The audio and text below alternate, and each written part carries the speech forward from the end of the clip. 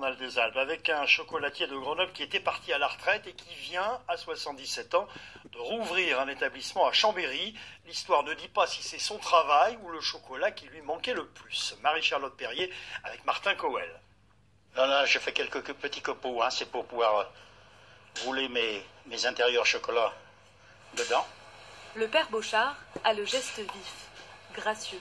Orfèvre du chocolat, il confectionne ses friandises depuis 62 ans. Alors, c'est une recette, alors je vais vous dire tout de suite, des années 58. C'est une des premières que j'ai faites, que j'appelle ça la frivolité.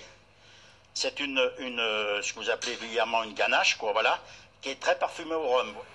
Les mains dans le chocolat depuis qu'il a 14 ans, Christian Bochard a ouvert sa première boutique à Grenoble en 1984.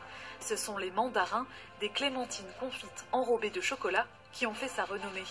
Au fil des ans, sa longue carrière lui a même permis de rencontrer quelques personnalités, comme Valéry Giscard d'Estaing.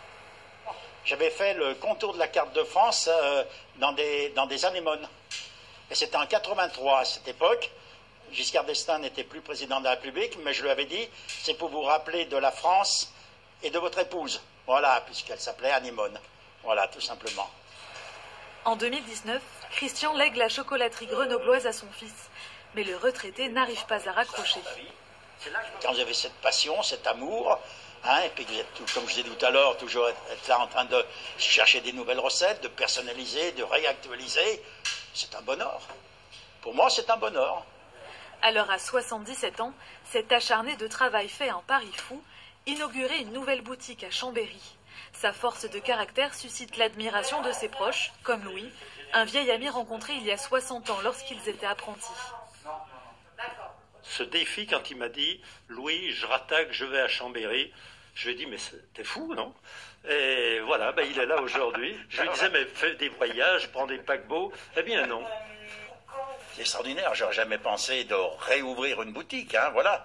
Moi, je ne me voyais pas tourner en rond comme ça, rien faire et tout.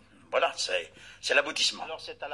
Infatigable, le septuagénaire espère encore travailler de nombreuses années et pourquoi pas inventer de nouvelles spécialités. En Savoie.